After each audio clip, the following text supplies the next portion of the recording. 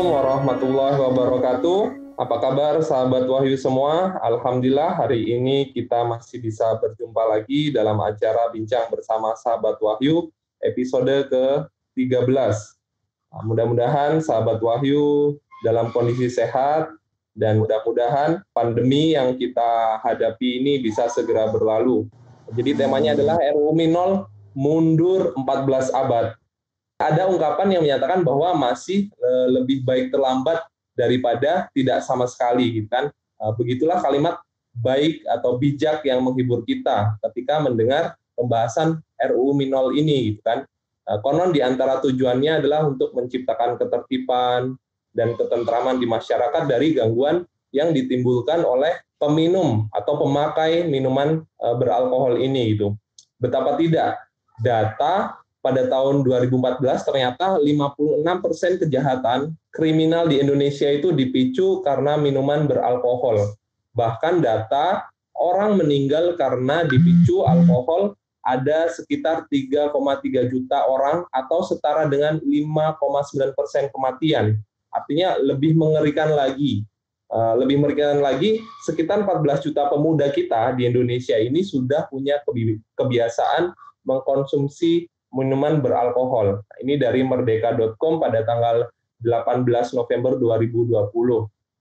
Nah, kemudian undang-undang ini sebenarnya sempat mengendap lama gitu kan dan menjadi polemik. Kemudian rancangan undang-undang ini kembali mencuat. Usulannya itu sebenarnya dilayangkan pada tanggal 20 Februari 2020, namun baru mendapat respon dengan dibahas oleh Balek atau Badan Legislatif itu pada tanggal 10 November 2020. Nah, artinya memang RUU ini terjadi pro dan kontra, sahabat Wahyu. Nah, untuk itu kita hari ini membahas tentang RUU Minol mundur 14 abad. Baik, untuk pemateri kali ini, bintang tamu kali ini, kita masih mengundang Bung Rocky Almaroki. Mudah-mudahan teman-teman atau sahabat Wahyu masih ingat dengan beliau. Insya Allah saya juga nggak akan lupa, karena selama ini memang beliaulah yang menjadi narasumber untuk acara ini. Assalamualaikum warahmatullahi wabarakatuh, Bung Rocky. Waalaikumsalam warahmatullahi wabarakatuh. Bagaimana kabarnya Bung Rocky? Sehat Bung Rocky? Alhamdulillah, sehat, tetap semangat. Baik, Bung Rocky, di narasi awal tadi saya sudah menjelaskan terkait dengan rancangan undang-undang minuman beralkohol ini. Dan kita mengambil tema bahwa RUU Minol mundur 14 abad gitu. Nah, menurut Bung Rocky sebenarnya apa tujuan? Kita langsung saja ya Bung Rocky. Apa alasan dan tujuan RUU Minol ini dibahas lagi Bung Rocky? Kalau dari pandangan Bung Rocky sendiri. Ya, sebenarnya kalau kita melihat alasan maupun tujuannya, undang-undang ini baik ya, walaupun tadi dibilang sangat terlambat. Sangat terlambat, atau mungkin kalau ada yang bilang kalau dibahas bisa mundur ke 14 abad lalu. Tetapi kalau kita coba melihat kenapa baru dibahas sekarang gitu, setidaknya ada beberapa catatan saya. Undang-undang ini kan sebenarnya pernah dibahas juga, pernah masuk diperbincangkan tahun 2015.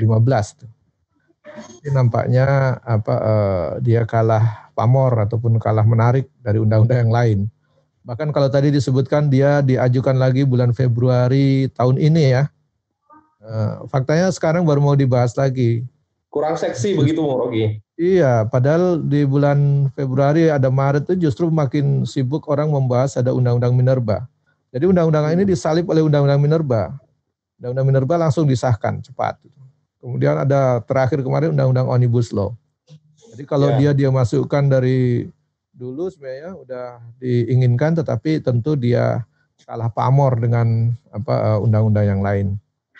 Sebenarnya ada indikasi bahwa memang undang-undang itu cepat atau tidak dikerjakan oleh DPR, dibahas atau tidak dibahas oleh DPR itu memang sangat terkait dengan seksi tidaknya undang-undang itu. Juga terkait dengan terkait juga dengan dorongan atau sponsor dari undang-undang itu sendiri gitu. Nah, kalau undang-undang Minerba itu kan cepat ketahuan bahwa memang dorongannya besar itu. Mungkin dari para oligarki yang memang punya relasi kuat ingin menggunakan sarana undang-undang untuk menjaga kepentingan mereka yang berkolaborasi antara para pengusaha dengan para politisi sehingga cepat sekali undang-undang itu keluar. Sementara undang-undang Minol ini lambat sekali gitu.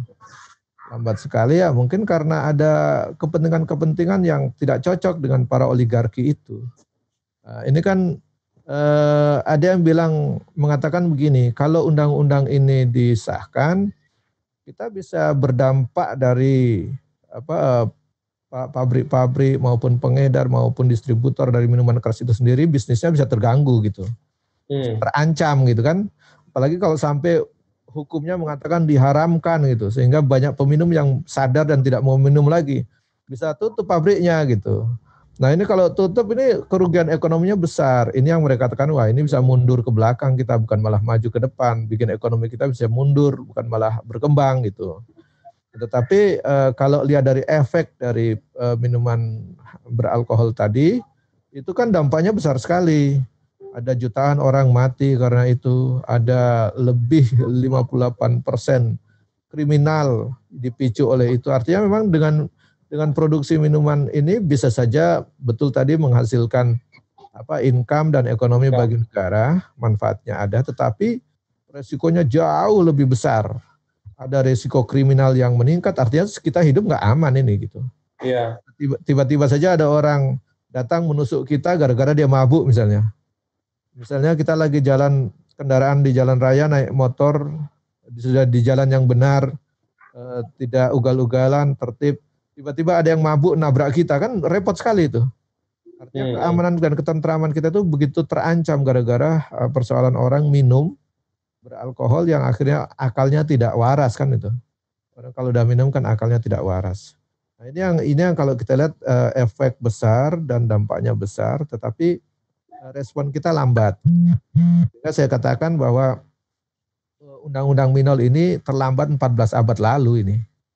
14 abad lalu itu hukum tentang minol atau miras ataupun khomer itu sudah ditetapkan dan sudah diatur dan bahkan sanksinya sudah tegas diberikan. Nah sekarang kita baru berdebat dan ribut, bahkan mungkin belum jelas kapan bisa disahkan.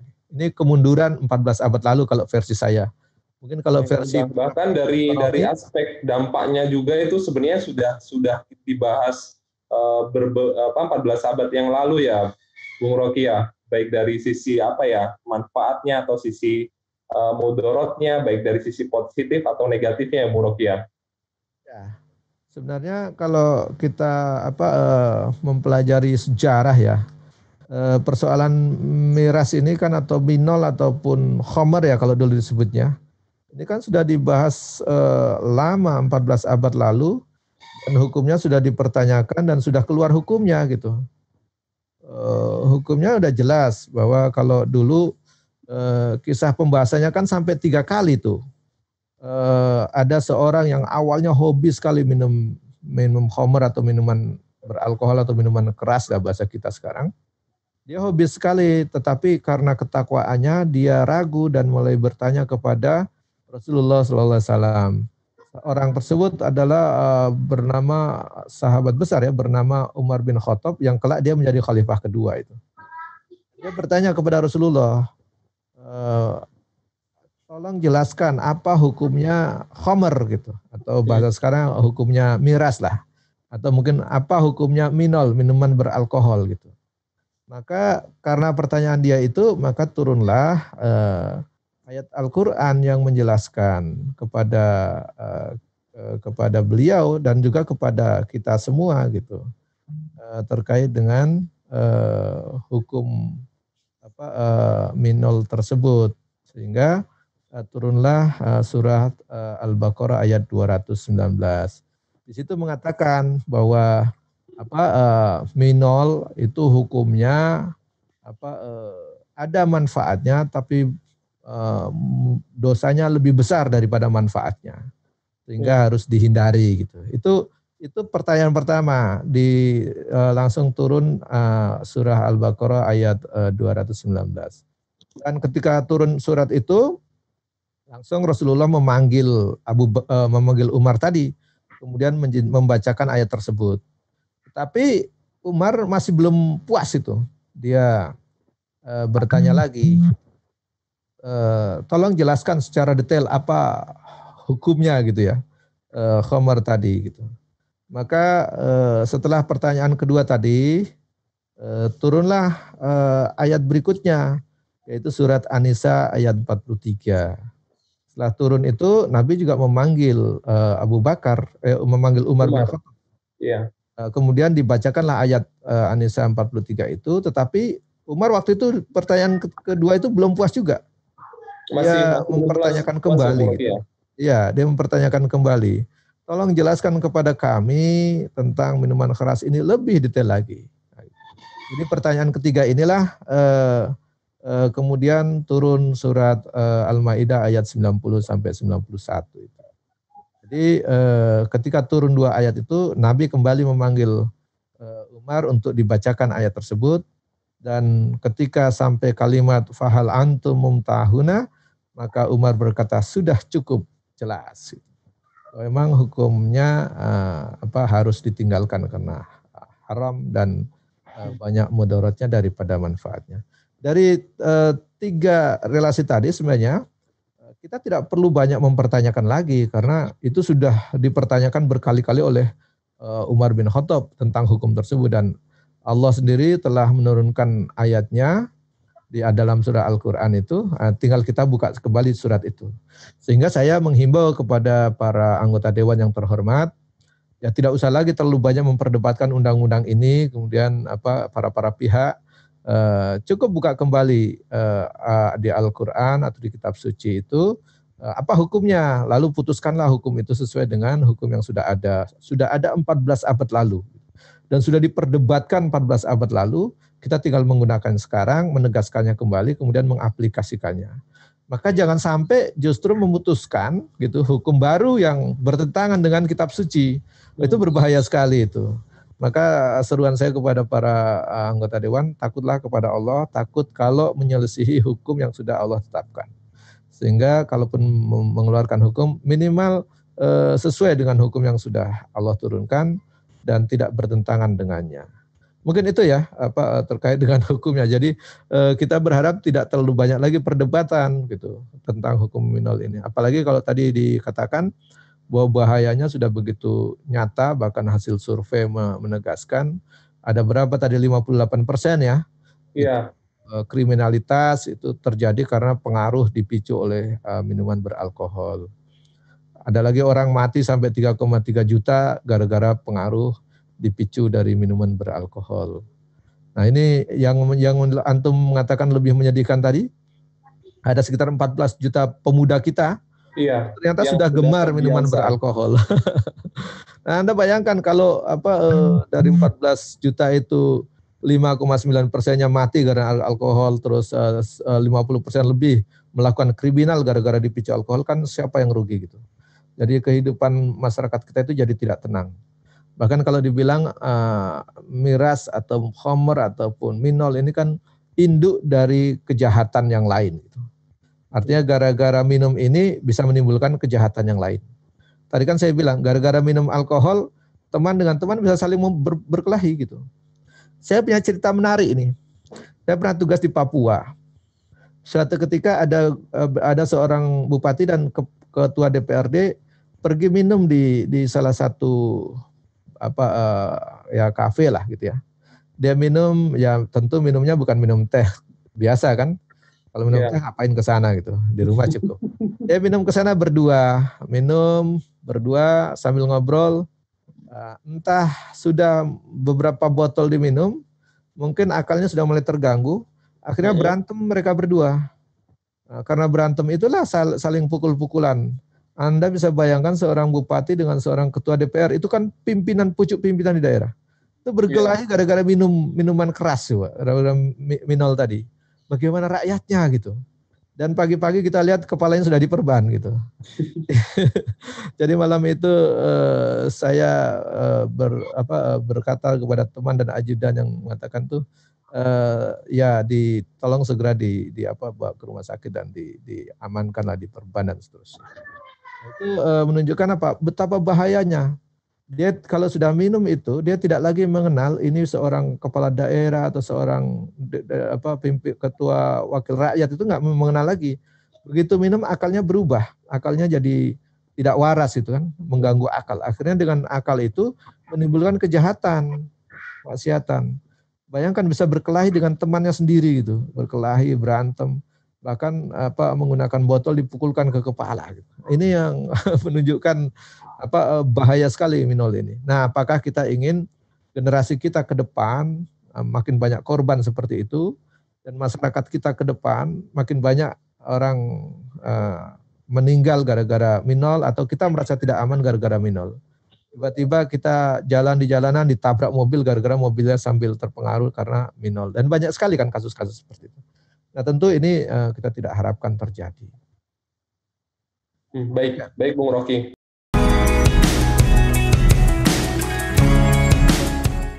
Bahwa sandaran umum gitu kan, masyarakat ya kita ini kan bebas gitu, ini negara demokrasi gitu kan. Setiap orang bebas gitu melakukan apa saja gitu kan. Dan di satu sisi juga tuh banyak keuntungan yang negara dapatkan gitu. Misalnya dari informasi yang saya dapat di tahun 2019 saja Bung Rocky, pendapatan negara dari cukai rokok dan alkohol itu meningkat Bung Rocky. Tercatat itu mencapai 155,42 triliun Bung Rocky. Iya, iya. Nah, itu jadi ya ini negara demokrasi gitu. Terserahlah orang mau mabok, mau minum gitu. Terus kemudian negara juga dapat pemasukan yang banyak dari sisi ekonomi gitu Bung Rocky. Bagaimana Bung Rocky menyikapi hal itu? Ya, kalau tujuannya itu ingin mendapatkan income pajak atau cukai ya, itu memang besar ya, 150-an triliun antara cukai rokok dan cukai minol atau alkohol ya. Itu besar memang. Tetapi kalau diukur dengan resiko kematian dari masyarakat, nyawa itu kan tidak bisa diukur dengan uang sebenarnya. Padahal fungsi negara itu kan melindungi segenap bangsa dan seluruh tumpah darah gitu. Iya. Nah, sebenarnya kalau diukur dari itu semestinya negara harusnya mencari sumber-sumber pendapatan lain gitu ya, yang selain minol gitu, yang selain tadi, apalagi yang barang yang sudah diharamkan. Ini kan kalaupun ada uang kemudian tidak barokah gitu ya, tidak berkah dalam kehidupan, dimakan jadi penyakit, dikasihkan anak jadi kena narkoba, dijadikan makanan bagi orang tua jadi kanker gitu ya, dan seterusnya gitu. Apa nikmatnya hidup seperti itu gitu. Kemudian masyarakatnya resah gitu, tidak merasa aman, tidak tentram gara-gara sebentar-sebentar ada perkelahian gara-gara saling mabuk gitu, atau gara-gara dipengaruhi oleh orang mabuk gara-gara minol gitu. Berantem pemuda dengan pemudi dipicu oleh minol, atau terjadi pembunuhan gara-gara orang tidak sadar membunuh karena pengaruh minuman keras gitu. Atau tabrak sana tabrak sini di jalan gara-gara orang dipengaruhi minuman keras gitu. Nah ini kan dalam suatu kehidupan apa nyamannya, apakah barokah gitu. Padahal tentu kita juga ingin selain negara ini dia dapat pendapatan, tentu harusnya pendapatan yang barokah. Apa yang dibanggakan kalau pendapatan itu pertama tidak barokah, menimbulkan penyakit, menimbulkan keonaran, menimbulkan gangguan ketentraman, bahkan mengancam nyawa gitu ya.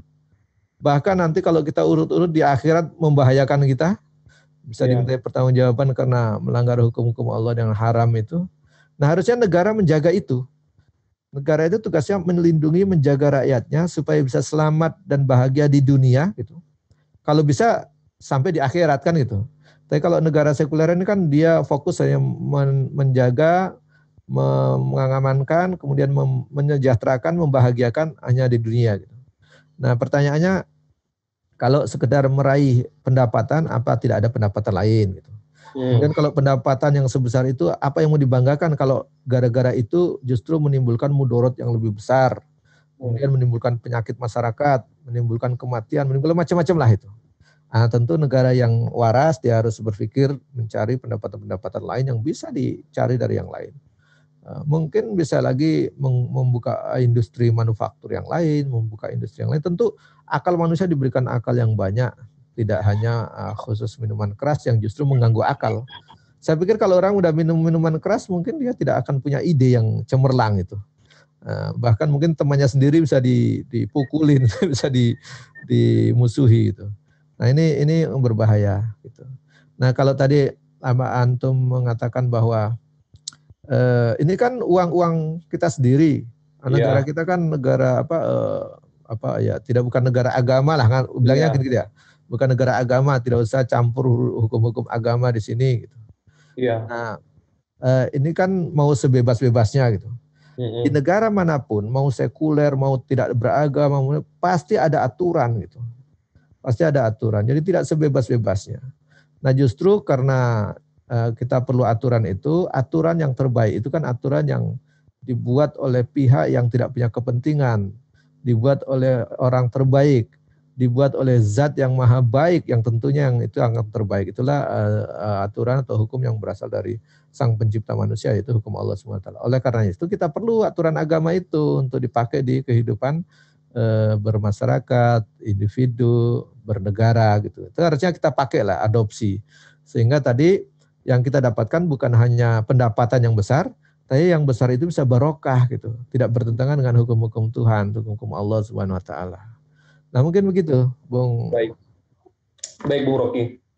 Jadi memang artinya begini kesimpulannya, bahwa memang sistem saat ini belum bisa, yang pertama belum bisa membuat undang-undang yang memang jelas gitu kan, yang memang mengatur secara tegas, kemudian sanksi-sanksinya pun tidak membuat jera gitu. Artinya memang harus ada solusi tuntas gitu Bung Rocky dalam menangani permasalahan ini gitu, problematika terkait minuman beralkohol.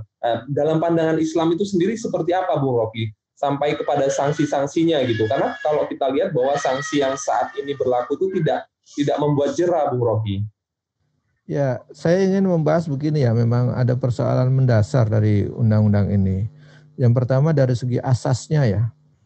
Jadi asasnya kan kalau kita lihat di pasal 2 itu asasnya yang dimasukkan tuh untuk perlindungan dan sejenisnya ya. Tapi bukan untuk menerapkan ketakwaan kepada Allah Subhanahu wa taala. Jadi sebenarnya kalau asas ini diubah menjadi orang takwa gitu, orang yang taat kepada aturan-aturan yang ada, mudah sebenarnya mengaturnya. Tapi ketika asasnya itu memang dia tidak menyinggung sama sekali agama, menyinggung sama sekali dengan aturan-aturan hukum Tuhan, ini menjadi kering gitu. Sehingga ke bawahnya jadi berbeda jauh dari misi yang seharusnya menjadi pengaturan yang hukum yang ideal itu.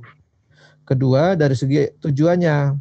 Kalau kita lihat tujuannya, ada 3 ya tujuannya undang-undang minol yang saya catat itu kalau kita lihat di pasal 3-nya ya. 3 draft undang-undang itu kan ada pertama itu untuk melindungi rakyat dari dampak negatif. Sebenarnya di sini jelas bahwa orang itu tahu bahwa minol itu memberikan dampak negatif bagi masyarakat. Jadi oleh karenanya adanya undang-undang ini untuk melindungi rakyat dari dampak negatif. Kedua, untuk menumbuhkan kesadaran rakyat dari bahaya. Jadi sebenarnya orang pembuat ini udah paham bahwa minol itu berbahaya. Sehingga harus ada kesadaran masyarakat supaya luas memahami bahwa ini berbahaya. Itu yang tujuan yang kedua. Yang ketiga adalah tadi yang sempat antum bacakan tadi di awal, untuk menjaga ketertiban, ketentraman masyarakat dan kehidupan masyarakat dari gangguan orang-orang yang minum alkohol yang akhirnya akalnya tidak waras sehingga melakukan tindakan-tindakan yang bisa mengacaukan, bisa merusak, bisa menabrak, bisa segala macamnya lah itu. Nah itu 3 tujuan itu gitu. Nah, tetapi memang kalau kita lihat dari tujuan itu belum sampai kepada tujuan untuk mewujudkan pribadi yang taat gitu ya, taat hukum, takut kepada Allah, takwa gitu. Nah, sebenarnya kalau bisa sampai kepribadian itu orang dia enggak perlu diawasi tuh, dia udah takut sendiri untuk melakukan pelanggaran, misalnya meminum minuman keras dan seterusnya. Oleh karenanya kalau sampai ke situ hukumannya sederhana gitu, hukumannya lebih mudah, sehingga orang itu akan tunduk. Tidak minum itu bukan karena takut hukuman, tetapi karena memang ketakutan dia kepada pelanggaran jika melakukan pelanggaran kepada hukum yang Allah turunkan. Nah ini penting di situ kalau menurut saya dari konteks itu. Tapi kalau belum sampai ke sana, maka yang perlu manusia itu diatur dengan hukum punish and reward itu. Gitu. Ya, reward and punishment ya, Bung Rocky ya. Harus diberikan itu supaya memang secara nyata di depan dia itu dia takut dan dia ingin memberikan yang terbaik. Gitu. Nah, kalau saya lihat hukum yang ada di dalam RUU ini itu dia atur di dalam pasal 20, 21 ya itu. Nah, saya ingin membandingkan ini kalau kita lihat apakah ini bisa membuat jera kita atau tidak, atau membuat jera para peminum atau tidak gitu. Ya. Nah, kalau kita lihat di jenis hukuman itu di pasal 20 itu kan orang yang minum gitu ya, melanggar minum-minuman beralkohol, ya itu kan kalau melanggar itu berarti minum tidak pada tempatnya ya kalau dalam undang-undang ini. Nah, padahal itu juga sebenarnya minum dimanapun kalau udah haram ya haram, harusnya begitu. Tapi di undang-undang ini nampaknya banyak diklasifikasikan. Kalau dia minumnya di hotel berbintang, di bar itu tidak masalah. Kalau dia minum di tempat yang lain itu yang dikategorikan melanggar. Dan kalau orang minum misalnya di jalan, di apa minum gitu, nah itu kategori melanggar, itu hukumnya sangat ringan. Kalau di pasal 20 itu disebutkannya 3 bulan atau 2 tahun maksimal. Maksimal. Jadi iya. Jadi kalau dia dituntut 3 bulan misalnya ya, kalau dalam persidangan itu kan misalnya, kalau dia dituntut 3 bulan misalnya begitu, kemudian hakim memutuskan sepertiganya misalnya atau 2/3-nya, kan berarti tinggal 1 bulan. Iya. 1 bulan ya dia dikategorikan nggak ditahan, apa dia takut itu gitu. Bahkan bisa jadi dia malah diputus bebas kan gitu. Nah itu menurut saya sangat ringan sekali gitu. Jadi kalau kita lihat ketentuan pasal 20 ini bagi itu sangat ringan. Atau apalagi kalau kita dendanya hanya antara 10 sampai 50 juta. Jadi kalau orang kaya sekali misalnya selevel-level pengusaha, level kepala daerah ya 10 juta ringan banget lah. Bayar aja denda selesai gitu. Dia minum lagi gitu. Nah ini menurut saya hukumannya tidak menimbulkan jera itu, tidak memberikan efek jerahnya jera. sangat rendah ya Bung Rocky ya. Sangat rendah gitu. Nah sebenarnya kalaupun mau dibikin hukumannya harusnya sangat tinggi. Tetapi itu kalau versi kita ya, versi negara yang sekarang ada, hukum-hukum yang sedang diterapkan, ya itu menurut saya ini sangat rendah. Nah kalau kita melihat, bagaimana dengan Islam Bung Rocky? Nah jika dibandingkan. Nah kalau kita bandingkan dengan Islam itu sederhana banget itu. Dia tidak didenda, dia tidak hukum 3 bulan misalnya. Dia hanya dicambuk 80 kali tapi di muka umum. Nah, gitu.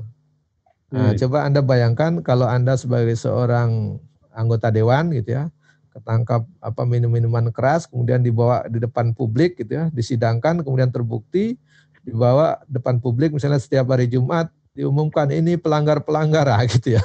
Di depan habis sholat Jumat diumumkan, nah ini orang yang melanggar minggu ini ya, dicambuk 80 kali di situ, apa enggak malu itu? Nah, ini dalam Islam itu seperti itu. Jadi dia lebih menimbulkan efek jera dan itu tidak bisa dibayar. Dibayar berapapun ya tetap rasa malunya besar sekali. Nah, ini menimbulkan efek jera. Apalagi kalau kita lihat di pasal 21 itu efek dari orang minum gitu, mabuk, melanggar, kemudian nabrak ataupun sampai menyebabkan nyawa orang lain mati gitu, hilang. Nah itu cuma dihukum tambahan 1/3 dari hukum pidana pokok. Jadi misalnya kalau dia membuat orang mati, kemudian dia ditambah lagi 1/3 dari hukuman itu, dibebani tambahan itu, karena minuman beralkohol itu. Nah kalau menurut saya ini juga ringan gitu. Bandingkan dengan Islam, ini menghilangkan nyawa itu berat sekali.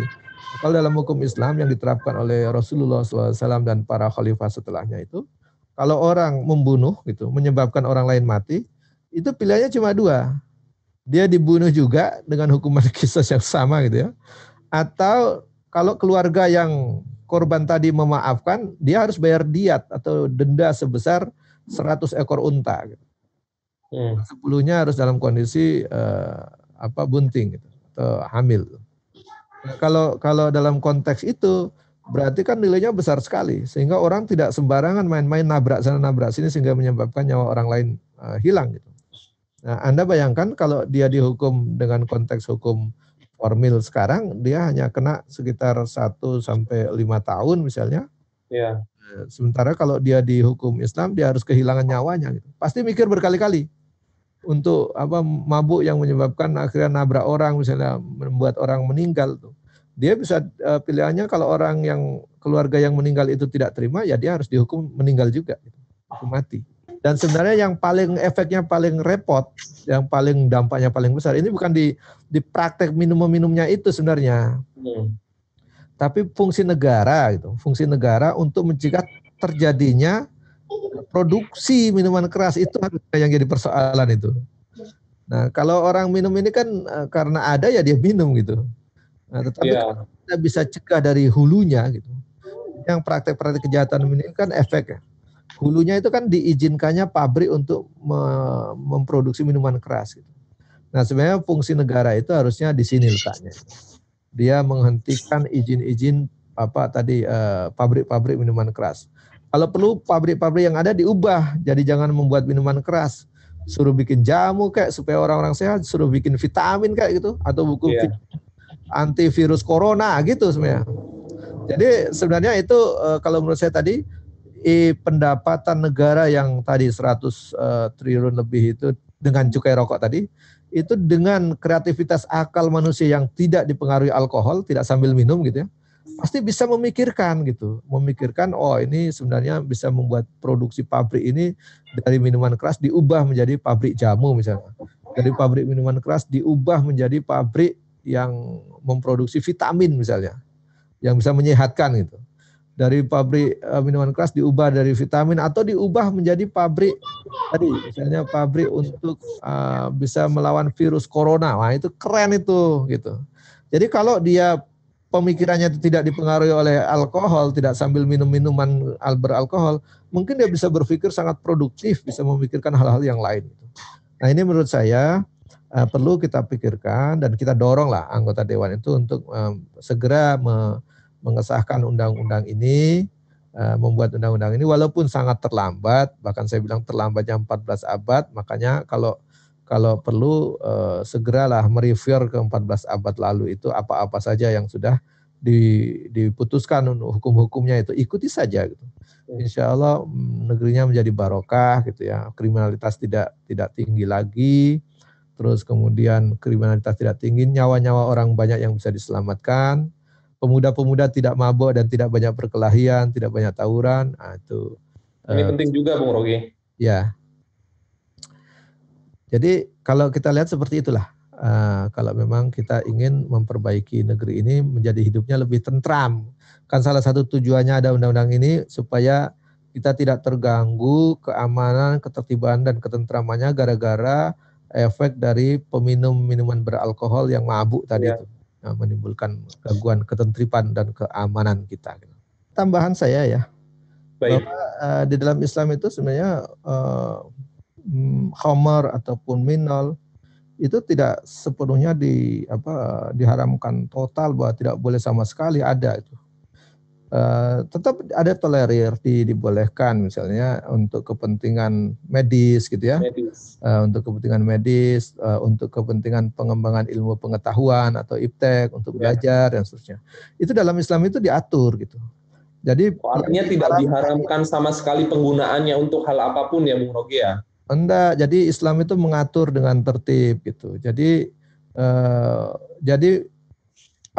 khamar atau minuman beralkohol itu digunakannya tepat untuk medis, untuk kesehatan, untuk pengobatan dan lain sejenisnya, bukan untuk diminum yang membuat akal itu jadi rusak gitu, atau membuat orang kehilangan akal sehatnya. Nah, itu yang dicegah oleh Islam itu di situ, hukum Islam itu. Jadi tidak boleh diminumnya itu.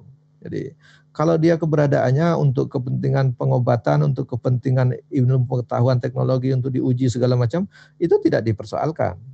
Justru yang dipersoalkan itu kalau diminum yang akhirnya dengan minum itu orang itu akalnya terganggu sehingga tidak waras lagi berpikir, sehingga tadi bisa nabrak orang, bisa juga berkelahi dengan orang, bisa menusuk orang, menembak orang dan seterusnya.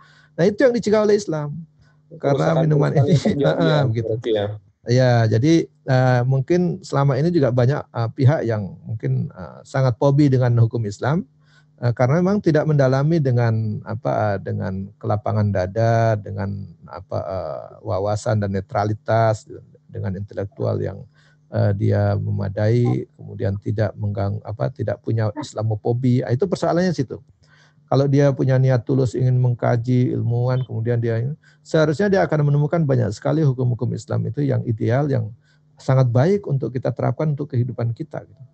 Dan ini harusnya yang kita dorong supaya kehidupan kita ini bukan hanya baik, sejahtera di dunia, tetapi juga bisa mendapatkan barokah di kehidupan dunia dan selamat juga di kehidupan yang setelah dunia, yaitu di akhirat kelak. Ini yang visi Islam itu sejauh itu. Tidak sekedar ingin bahagia di dunia, tapi bisa jadi sengsara di akhirat. Ya, bisa sengsara di akhirat. Itu yang dicegah oleh Islam. Begitu Bung Wahyu. Baik Bung Rocky. Terima kasih banyak Bung Rocky, menjadi pencerahan untuk kita kaum milenial dan untuk masyarakat Indonesia secara umum. Kami berterima kasih kepada sahabat Wahyu yang sudah menyimak acara ini, dan kepada Bung Rocky saya ucapkan sekali lagi jazakallahu khairan katsiran Bung Rocky atas kesediaannya menjadi narasumber di Bincang Bersama Sahabat Wahyu, dan juga saya minta maaf apabila ada kesalahan dari awal sampai akhir. Wabillahi taufiq wal hidayah. Wassalamualaikum warahmatullahi wabarakatuh. Sampai berjumpa di acara selanjutnya.